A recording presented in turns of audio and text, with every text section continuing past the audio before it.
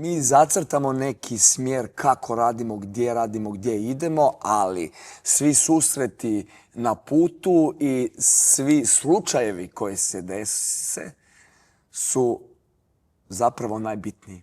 Kod glumca ne može biti bez ekshibicionizma, pa kako mi željeli biti ovo, joj, ne, kako? Mislim, tu smo za to da se izložimo pred druge.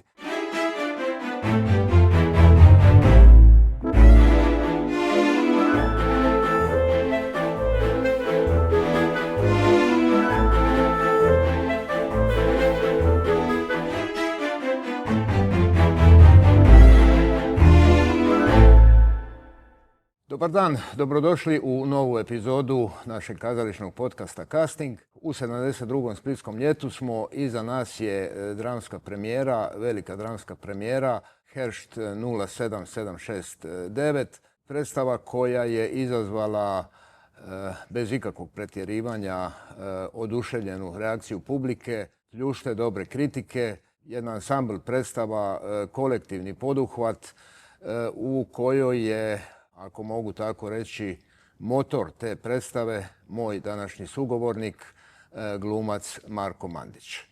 Marko, dobar dan. Dobar dan. Hvala ti što si pristao na ovaj razgovor bez ikakvog oklijevanja iz prve sa oduševljenjem. Pa hvala na pozivu. Pa da, zbog čega ne. Uvijek super razgovarati. Predstava je jedna od predstava koje su danas se izbjegava nešto duže trajanje predstava. Ova predstava traje sa pauzom nekih otprilike 4 sata. Međutim, u publici na premijeri nisam primijetio da je ikome ta dužina smetala i to je, mislim, jedan od velikih komplimenata koje ta predstava zaslužuje. Ti igraš ulogu bossa, jedan vrlo bizaran karakter koji daje ton toj cijeloj predstavi. Kako si ti ušao u taj lik, kako si ga vidio, ko je za tebe taj boss? Ime dobro kaže, jel? Neko koji tu šefuje i želi, mislim, utjecati vrlo na glavnog junaka Heršta, Florijana Heršta, iz ove Kane koji je poštanski broj 07769 i glumi njemu, ne samo glumi, on stvarno vjeruje u to da mu je otac, a želio bi biti i mama, majka, i tu ga i vaspituje i uzgaja u jednog pravog njemačkog domoljuba. I znači, pored toga da radi u njegovoj firmi, od njega traži da sluša Bacha, da dolazi na probe kanskih simfoničara, jer u Bachu ima nešto veće, više, nešto što je neki red, neka matematika, neki sistem. I od njega traži i da pjeva himnu. Susreo si se prvi put sa ansamblom drame Hrvatskog narodnog kazališta Split. Kako je bilo iskustvo tog rada sa glumcima raznih generacija, ali mahom mlađih? Pa odlično. Stvarno, sjajan ansambl imate tu u Splitu i svi su mi bili novi, ali fenomenalno je to da u stvari za dan, dva osjećaš se u toj sredini s njima kao spojen od pamtiveka. Stvarno otvoren ansambl koji je toliko željan raditi i baciti se u istraživanje tog materijala koji nam ga je Ivica Buljan zajedno sa Ivanom Penovićem, koji je autor adaptacije, predložio na kojem radimo i u stvari stvaramo taj svijet, tu Kanu koja je već napisana fenomenalno u romanu, ali ipak treba to izgraditi tu, sad, u ovom trenutku. Meni je ono baš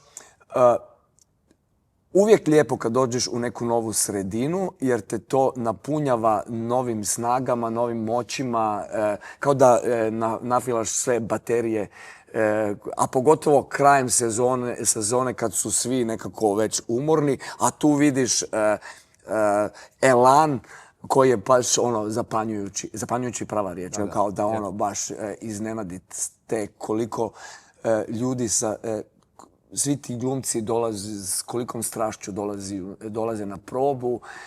I onda pogotovo sad u zadnje vrijeme tamo kad smo bili na terenu koji nije jednostavno za svladat, pa tu je i vjetar puše, pa vruće, pa vlakovi, ovi što su to, kako se kaže tamo? Cvrčki. Škržati na slovenskom. Znači i sve to, i ta zgrada, ali nekakva mistika koja postoji tamo, svi smo je zagrlili baš ono, ja bih rekao sa nekom ljubavljom i koliko je problem, a koliko je izazovno igrati u uređenim uvjetima kazališta, kazališne pozornice i preći u tu avanturu teatra na otvorenom, ambijentalnog teatra u ovom slučaju. Ovo je baš punokrvni ambijentalni teatar gdje, mislim, sam ambijent jako doprinosi i sam igra u predstavi, ali koliko je u tehničkom smislu to teško, koliko smeta glumcu. Ja zapravo volim takve izazove jer mi se čini da nas to spaja s kazališnom prošlošću, sa poviješću koju ima teatar, jer je to bilo nekako došlo iz ovog putujućih kazališta, pa i šta znam ovih bakanalija koje su bile. Tako da mi se čini da sa tim kad idemo u otvoren prostor da uvijek prizivamo neke te stare kazališne duhove. I kad se boriš s prirodom i s tim svim nekim stvarima oko, tjerate sve da si čak i ekspresivniji, glasniji i to su fenomenalne stvari da imaš mogućnost, znači taj aparat otvoriti i testirati i u takvim skoro nemogućim uvjetima, ali baš to je na neki drugi način čini mi se da se te energije onda prebacuju publici. Već je sam spomenuo Ivicu Buljana, normalno da se ne može zaobići Ivica Buljan u ovoj predstavi. Njegov si stalni suradnik, jedan si dio njegovog užeg, gotovo stalnog tima glumaca i drugih umjetnika sa kojima surađuješ. Što te privlači radu sa njim i zašto stalno radi sa njim? Što te inspirira kod rada Ivice Buljana? Pa sve me inspirira kod njega, pogotovo na kakav način on razmišlja o kazalištu, o tome što ćemo napraviti i na kakav način ćemo to napraviti, ali ne samo ovaj produkt koji je na kraju, nego sam proces rada. Tako da sam zahvalan, mislim, više nego da me je pozvao 2003. Da radim po prvi put s njim na projektu Medea Materijal. Tako da od tad naprijed radimo, mislim, sa nekim pauzama, skoro svaku godinu, tako da je to već 25. predstava. Ali pogotovo mi je super to jer mi nekako Ivica otvara prostor i daje puno slobode, ali me toliko precizno vodi kako napraviti neku stvar, gdje se uputiti, kako razmišljati o nekom liku ili koji su modeli, koje su šifre. A što me isto obraduje je to da želi, i to mi je bila, mislim, baš i za sve druge predstave koje radim s drugim rediteljima ili rediteljicama, neka fenomenalna uputa da nek bude svaka proba već kao da je izvedba, kao da je nastup pred publikom. I sa tom njegovom, to me isto genijalno kod njega, kod redatelja, kad prati glumce, da prati uvijek s takvom ljubavljom, stvari, i ti onda se osjećaš da možeš tu dat puno. Jer je neko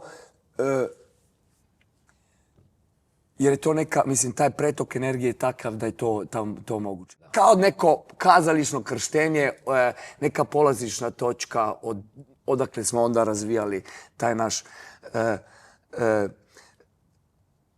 tu suradnju režiser, glumac. Mnogi glumci su mi rekli da upravo to da daje jako veliku slobodu, a opet vodi glumca na pravi put. Jer on u stvari i uvijek, ja baš kod njega imam osjećaj da mi stalno neke nove izazove, drugačije uloge, tu imamo možda nešto slično kao u onoj predstavi, ali taj lik, taj karakter ti je takav i takav, taj gurni idi još tamo i tamo, tako da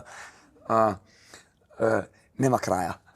U Splitu smo te mogli vidjeti ovo je sad 4. uloga, sve jasno predstave Ivice Buljana, to su bili Majendal, za koju si dobio Juditu, za najveće dramsko ostvarenje tog splitskog ljeta.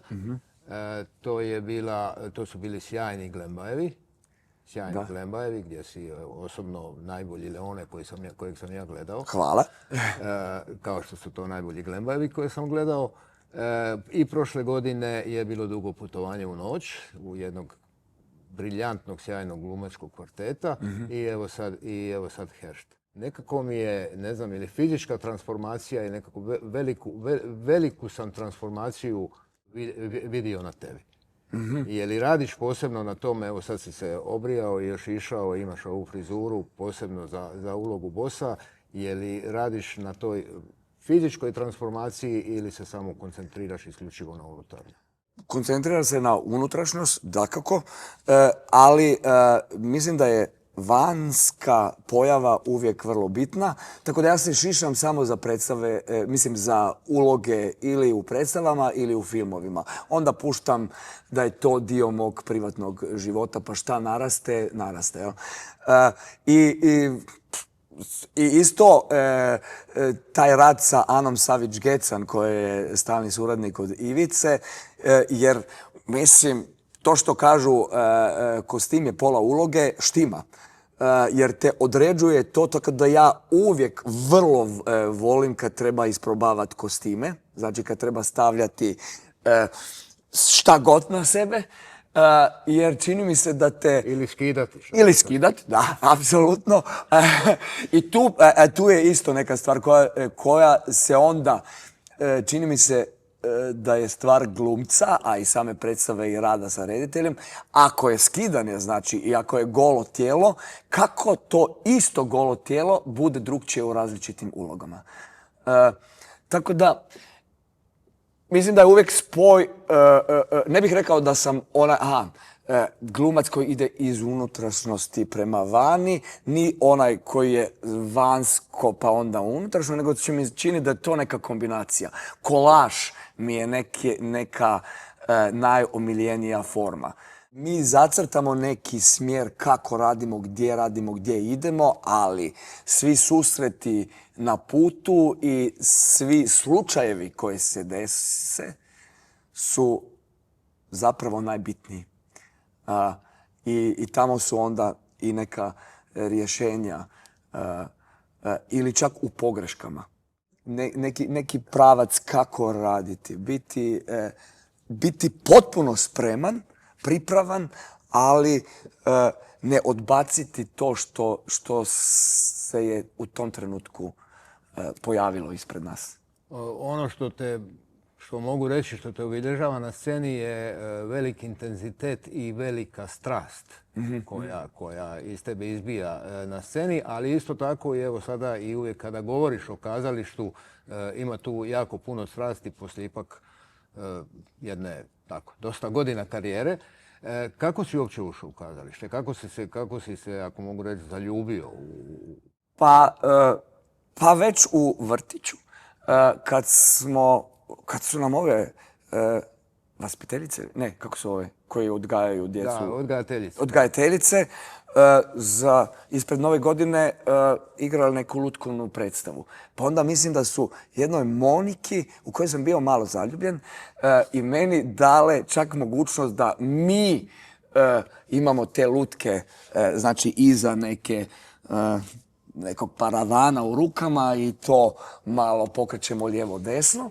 A onda sam isto prije Nove godine, znači u Velenju, dakle ja gdje sam rođen pa živeo u mladosti, u Velenju je ovo doček Dede Mraza. To je uvijek kao, jer je to socijalistički grad, bilo sve organizirano. To je županija organizirala za svu djecu isti pokloni i sve to i čak uvijek neka predstava za to. I gledali smo od Svetlane Makarović koja je pjesnica, spisateljica, vrlo poznata, mislim, figura, umjetnica, velika slovenska, Sovicu Oku. To je neka lutkovna predstava koja je bila i mene toliko to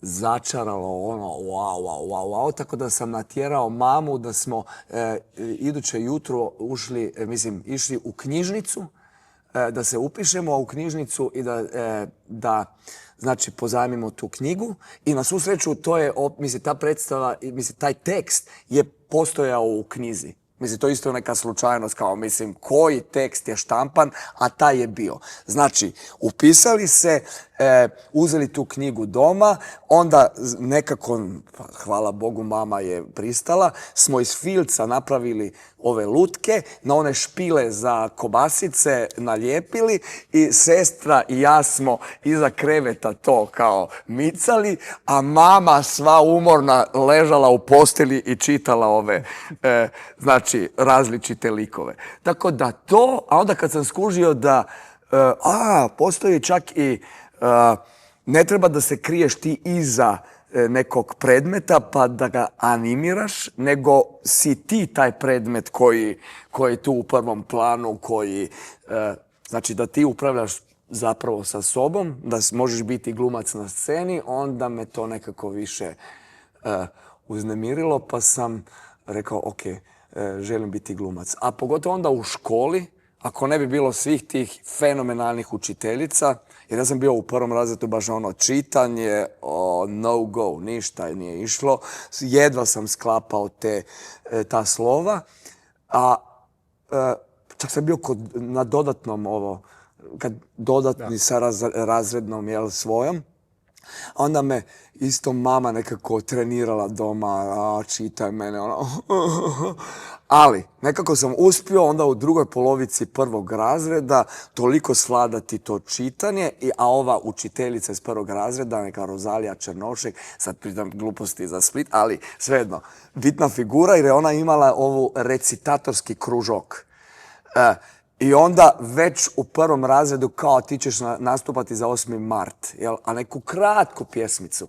I nekako to mi je onda bilo isto veliki poriv i od tada me ona uvijek uvodila u te nastupe. Što je u tom porivu? Je li to egzibicionizam, potreba da postaneš neko drugi? No, ne znam, možda. Da to dijeliš s drugima. Uvijek se kod glumca ne može biti bez ekshibicionizma, pa kako mi željeli biti ovo, joj, ne, kako? Mislim, tu smo za to da se izložimo pred druge.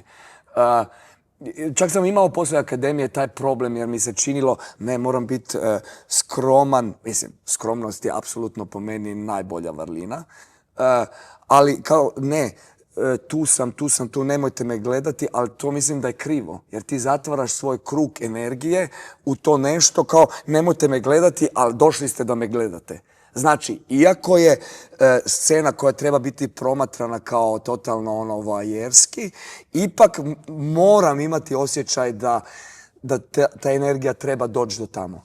Tako da, ali valjda su to te zavrzlame u glavi koje nikad ne prestaju. Mislim, ti, iako imaš ne znam koliko iskustva, kad ponekad su neke izvedbe, kad dođeš pa nisi naštelan kako bi trebalo da bude, pa se boriš sa svim demonima u glavi, pa nije izvedba baš takva kakva bi trebala. I to onda, mislim, ali te sprečava. Tu smo isto kad smo radili Magbeta sa Ivicom, imali smo generalnu probu gdje sam ja bio katastrofalan. Stvarno, sve je išlo krivo. Premijera je onda idući dan bila super, ali mi je u nekom razgovoru onda bilo postavljeno pitanje, baš se vice, a dobro, a koji lik si tu, šta radiš, sve to i šta. Onda sam otišao doma i uzeo karte, Ošo karte, jel? Bez veze. Kao da vidim šta mi odgovara. I bilo kao, aha, vertikala. Vertikala. Znači, i to mi je bio baš odgovor za tu generalnu probu. Jer ti moraš biti, znači, u vertikali i gdje god ti putaš po toj sceni, moraš biti u toj točki, spojen s gore i valjda na sve strane, a ja sam na toj generalno bio ili ispred sebe ili iza. Ili se komentirao, ovo nije valja, ta intonacija, katastrofa, šta si to još, što si zajebao, tako da mislim da je to veći dio od našeg posla, kako dovesti sebe do toga da možeš biti u tom trenutku tu. U jednom nedavnom intervjuu sam pročitao da te očaralo i vjerojatno je bio nekakav okidač za tvoje daljnje odluku da se baviš glumom, gledanje predstava Tomaža Pandura, Šeherezada i Faust. I to mi je bilo jako drago jer te su predstave gostovale su ovdje na ovoj pozornici, u ovom kazalištu. I svima nama koji smo gledali, ostale su dugo u pamćenju i otvorile su neke sasvim nove svjetove što kazalište može biti. Da. Tu si se oduševio, rekao si, Janezom Škofom i njegovom fizičkom glumom. I nekako vidim da si i krenuo djelomično i tim smjerom. Da, ja sam totalno bio očaran gledajući Šeherezadu pa onda Fausta. I što je bilo bitno je to da je Šeherezada došla u Velenje kao predstava koja gostuje tamo. Jer sad mi se čini da ova manje gradove ne dolaze velike predstave. Ali u vrijeme kad sam ja tamo bio u srednjoj školi, nekako smo vidjeli sve predstave koje su bile bitne sad kad pogledam unazad, što je ostalo nekako zapisano u ovoj kazališnoj povijesti. Tako da susret, da imaš ti kao mlad čovjek susret sa nekim takvim predstavama, bitno je jer te to inspirira. I kad smo gledali Fausta, on je bio u nekim pancerima, pa se kretao gore, dole, naprijed, nazad. I tu predstavu gledaju i neki učitelj sportskog, Anton de Costa, naš iz srednje škole. I onda kad smo se vratili, rekao, vidiš Marko, moraš i malo fizički da si aktivan, ne samo to glava, jer meni je bio sport uvijek kao pogotovo ove igre s loptom, nikako, samo da nešto ne zajebem, rađe sam na klupi nego da me onda grde drugi, da nisam uspio zabiti gol ili koš. Tako da, ali baš, i nekako mi je to baš bilo, aha, vidi. Ako želiš, mislim, baviti se glumom, treba biti... I sad u predstavi ovoj u Heštu radiš jedan stvarno impresivni broj ozbiljnih trbušnjaka. Ma da, mislim, uvijek je spoj. Znači, misao dolazi iz tijela. To je povezano. Mislim, ne možemo odvojiti. Jesu nekad dijelili ovaj glumac glave, ovaj je glumac tijela, ali ja u to ne vjerujem. Mi smo cjeline, tako da. I čak i iz nekog umora rađaju se prave stvari, iz neke iscrpljenosti. To se sjećam kad smo radili Glembajeve scenu sa Angelikom. Znači, oni imaju na početku ovaj prvi razgovor, pa onda na kraju mi smo je tu zvali kao neku psihoterapiju. Kad mu Angelika terapira, u stvari, Leonea. I tad smo još, Veronika Droljc je bila u podjeli, pa se razboljela, onda preuzela ulogu Tina Vrbnjak. I to je bila neka proba, petak navečer. Išli smo jednom preko te scene sa Angelikom. Ja sam bio totalno umoran, ne znam od čega sve. Išli smo na pauzu u kantinu, a onda Ivica, sad još jednom, jel? Ja kažem, kako ću sad to? Kaže on, pa daj. I stvarno tek onda su se desile prave stvari. Iz umora, iz te neke emotivne razrvanosti, i to isto, jer smo mi tad spominjali ovog Freuda slikara, i pogotovo jedne njegove slike gdje gol muškarac leži na kauču, i to smo za tu scenu sa Angelikom imali kao sliku, ona ga terapira, on je na tom psihoanalitskom kauču i taj, ne znam, taj otvor, jer ako se zatvoriš, nisi nekako ranljiv toliko, i onda baš ta pozicija, nisam se mogao sakriti, tako da je to izlazilo iz očiju voda i iz srca i iz cele utrobe, to što je trebalo za tu situaciju. Tako da to plus metoda od Ivice da kad dođeš do kraja lup idemo još od početka. Znači kad odradiš najzajebaniju scenu, znači ono vrhunac, ide od početka i onda shvatiš tek tada kako treba glumiti prvu scenu. Tako da mi se čini isto to sam, kad smo radili sa Ivicom, to je bilo neko uskakanje u predstavu Veliki Gatsby, ali bilo nakon rada na Ilijadi sa Renéem Laurencijem i tek u ovom listu za Ilijadu pročitao sam od Svetlane Slapšak kako su zapravo učili u ona vremena tekst. Prvi stih, zadnji stih. Onda drugi, predzadnji stih. Znači prvi, drugi i onda spajaš. I tako ideš polako do sredine i to mi je bila onda, pa to je zapravo super ideja i način, jer ti spajaš neke stvari koji možda na izgled ne idu zajedno, ali se asocijativno ponekad baš nekako uklope i što te kao glumca isto nekako oslobađa i relaksira, jer znaš da već znaš kraj. Možda nisi još dospio do sredine, ali nekako si vladaš time što će tek doći. I za taj Gatsby sam onda odlučio, ok, to ću testirati, znači prva rečenica, zadnja rečenica svoje uloge. I ti matematički, pogotovo jer to je bilo uskakanje, imaš pregled nad stvarima gdje su. Mislim, struktura predstave je već jasna. Prva scena, cap, pap, i nekako mi je to bilo gušć se učiti na taj način. Kao gradnja tunela kad kreću s obje strane i susreću se u sredini i onda se otvara. Ali pogotovo mislim da je naš rad treba biti zabavan.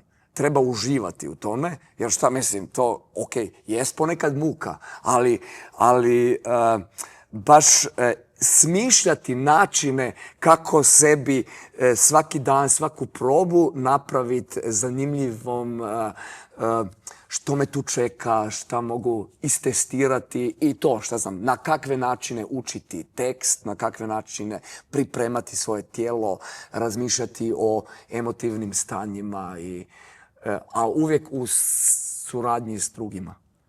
Nakon završene akademije u Ljubljani, jedno vrijeme si bio u New Yorku gdje si se obrazovao u method acting, je tako? Pa da, recimo tako. Da, mi smo školski drugar Uroš First i ja posle rada na jednoj predstavi, prvoj predstavi koju smo mi radili u drami zajedno, za vreme studije, znači na 3. godini, Indic hoće u Bronx, režirala je to Matea Koležnik, s kojom sam ja dosta radio.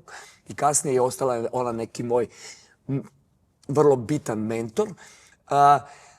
I ona čak nam je predložila, ajde, idite negdje vani, još prije nego što vas ovaj kazališni stroj, ta mašina usiše u sebe. Pa smo nekako odlučili, ajmo sad u ta New York, ako smo već igrali predstavu Indic hoće u Bronx. I bilo je to super iskustvo, jer trenirati metodu koju je naš profesor Boris Kavaca već me nekako raskrio, ali svaki dan sistematično bilo je baš neko dodatno iskustvo i neka revizija toga što smo naučili u 3 godine i pola na akademiji. Ali, što postaješ veći i veći vjernik, jel?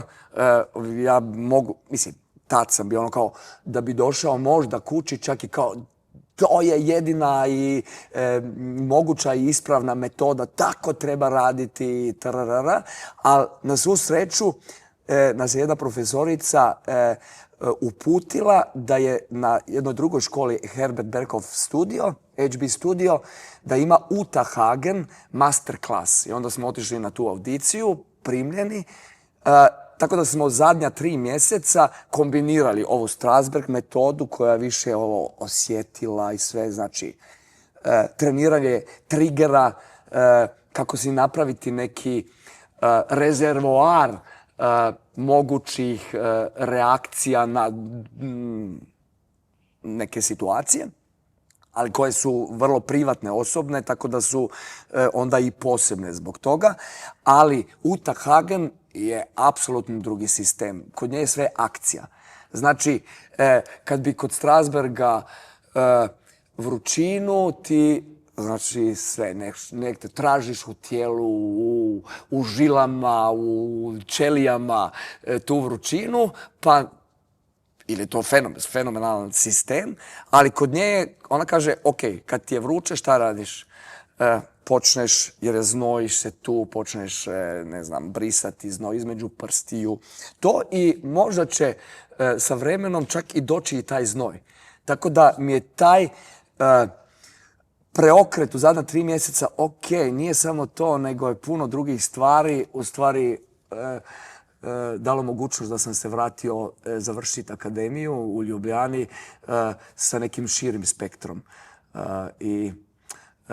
Ali sam se, istina je da sam se i neko vreme, čak imao sam osjećaj, previše bavio time kao istinito, kao što bi ja tu da ne bi sad nešto, ili da je pretjerano ili to. I tek onda, posle par godina, a pogotovo kad smo radili sa Pezentijem, Fedru, gdje je on govorio o kazalištu usta, znači theater, to langaž, jezik tu, nek se stvara tu. Usudio sam se i pretjerivati zvučno, glasovno. Mislim, nije htio ono samo da se priča, on je vrlo fizički insistirao da mi to sve izvodimo, baš brutalno. Ali tada sam u stvari vidio da, mislim, nekako osjetio da ta pogojno artificijelnost koju jer mi ponekad nazovemo neke stvari tako, je to samo stvar glave. Jer ti kad napraviš nešto što je pretjerano, što je izvan toga što mi inače u ovom običnom životu, mislim, viđamo to, ako je proizvedeno tu sad, istinito je. Tako da uvijek ide za neko organsko toga što radimo na sceni. Ali život je onako uvijek drastičniji nego to što mi prikazujemo. Da. Jesi li ikad odbijao uloge, imaš li neke principe da neke uloge nećeš igrati?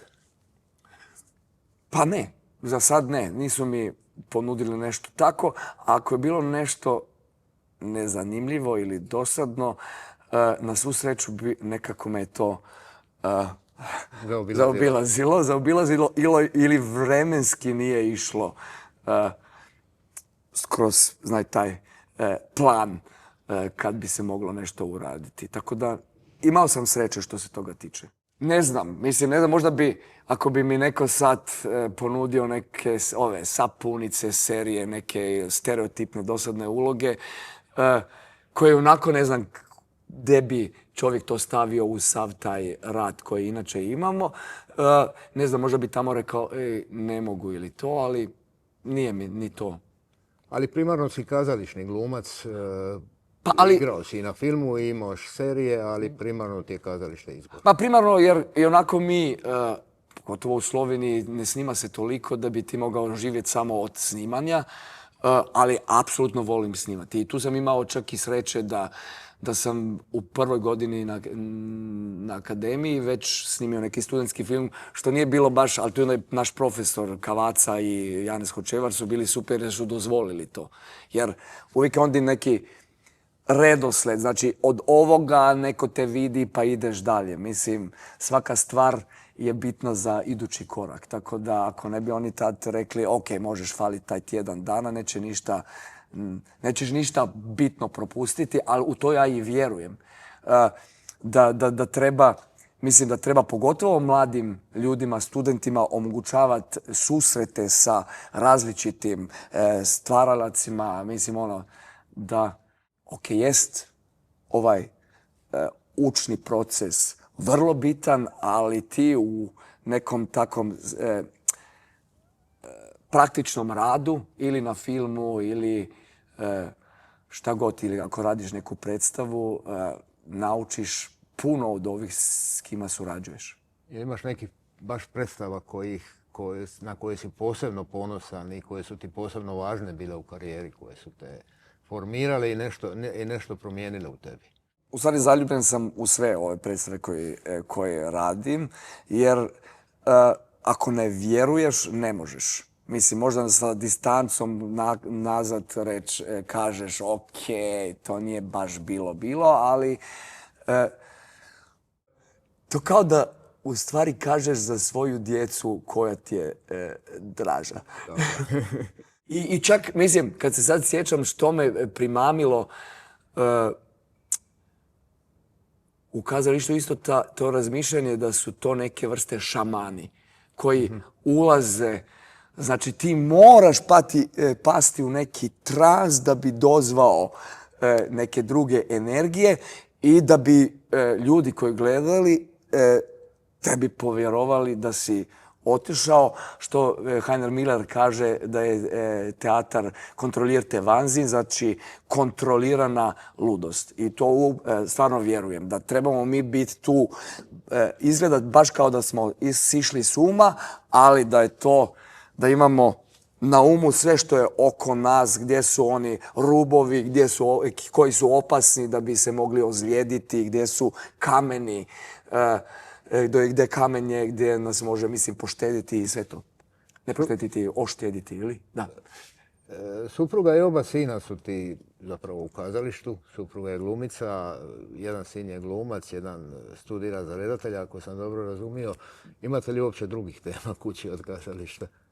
Pa ima. Mislim, ima. Čak smo sa suprugom Pija Zemljić, sa njom na početku, kad smo počeli, smo puno pričali o tome što ona radi, što ja radim, pa smo nekako se stalno obavještavali drugoga i o problemima i o nekim našim razmišljanjima, idejama kako ćemo nešto napraviti u kojoj ulogi. Bilo je to fenomenalno, ali smo skužili da onda kad ideš na premijeru ili neku izvedbu, da u stvari gledaš predstavu ne više onim sa nekim erotskim uzbuđenjem kad gledaš svog partnera, nego više manje kao ok, ovo je odrađeno, ovo je, dobro, ovo je bilo predstavljeno kad smo razgovarali nekako atraktivnije, tap, i kao popunjavanje formulara. Tako da smo u nekom trenu odlučili, ajmo mi malo stati sa, nek bude nešto i tajna, osim ako baš dođemo do nekih stvarnih problema da ili nešto ne kužimo što želi redatelj ili redateljica od nas, pa to drugo oko, uvo, uvijek nekako može objasniti, pa kaže pa ne, to ti je on to rekao. Probaj to. I onda aha. Jer mi smo ponekad glumci toliko u nekim čvorovima, u stvari zatvoreni u to što mi guramo, tako da je ponekad teško vidjeti, ali solucija je na dlani. Da. Koji su vidjeli predstavu Heršt Jesu, i što su ti rekli? Pija još nije, ona stiže tek danas u Split, a djeca su došla jučer sa nekom svojom ekipom, rade sad u Savudriji jednu predstavu, pa su se ugurali u 2 auta, 9 njih, pa došli na predstavu i odmah se vratili, bili su oduševljeni. Sa cijelim ansamblom, s tolikim ovim svim detaljima koji su tu, možeš ubrat, čak bi trebalo više puta doći gledat da se možeš ponekad skoncentrirati samo na jednu stranu, jer tu, mislim, svako svoju ulogu gradi od početka do kraja. Mislim, taj grad Kana živi. I to mislim da je baš ono savršenstvo te predstave, da smo uspjeli stvoriti taj imaginarni život koji tu na Dujmovači ispred te trafostanice postaje itekako realna, a pogotovo u ovo vrijeme kad su ove teme koje ih predstava naslavlja toliko bitne i opasne po život. Što je sad sljedeće? Što planiraš? Imaš li pun rokovnik sljedećih obaveza? Pa zapravo sad u 8. mali odmor, a 24. mi nastavljamo sa probama sa Ninom Rajić-Kranjac, koja je isto fenomenalna redateljica i s kojom vrlo uživam u radu. Radili smo zajedno Mrakijadu, pa Solo, to je jedna predstava gdje je u stvari kao prvo bilo mišljeno da samo ona nastupa, pa smo na kraju ti koji smo radili sa njom, trebali smo biti kao njezini vodiči i kobajagi reditelji, ali na kraju smo i mi u toj predstavi koja je isto neko ludo putovanje, kao neka pozorišna trupa, na kraju putujuće pozorište Šopalović. To bi nekako bila šifra za drugi dio te predstave. I radili smo s njom i Požare, koji ste i vi sad imali u martu tu, koja je bila nažalost predstava za vreme korone, pa je na kraju vidjelo to veliku predstavu, samo 600 ljudi. Ali dobro, uvijek bitni su oni koji su to usisali. A s njom radimo sad Viripajeva, iransku konferenciju, što je isto, mislim, tekst pisan 2017. Ali sad u tom trenutku vrlo bitan. I tako da to što smo pripremali u 6. će dobiti sad do 19. U SNG-u, to matičnom. SNG drama u matičnom pozorištu, kazalištu gdje sam ja u stvari neki inventar već od 98. Tako da premijera nam je 19.9. Ali baš mi je bilo ovo iskustvo tu u HNK Splitu neki dodatni benzin za sav rad naprijed. Tako da se, kao da mi je dalo neka dodatna krila, jer u tim susretima sa novim ljudima, sa novim energijama dobivaš puno impulza koje si, iako je rad, mislim, nije ta predstava jednostavna, mislim, iscrpite, ali si nakon nje apsolutno zadovoljan, sretan i popunjen i stvarno kao agregat je pun. Isti dojam, isto osjećaj ima i publika, ja mislim i svi koji su gledali.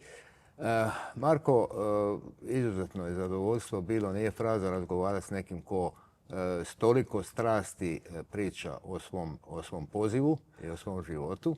Hvala jednako. Hvala ti još jednom. Evo, to je bilo sve u ovoj epizodi castinga. Pritisnite ono like i ono subscribe ako već niste, vas ništa ne košta, a nama puno znači. I vidimo se, vjerujem, uskoro u sljedećim epizodama sa novim zanimljivim sugovornicima.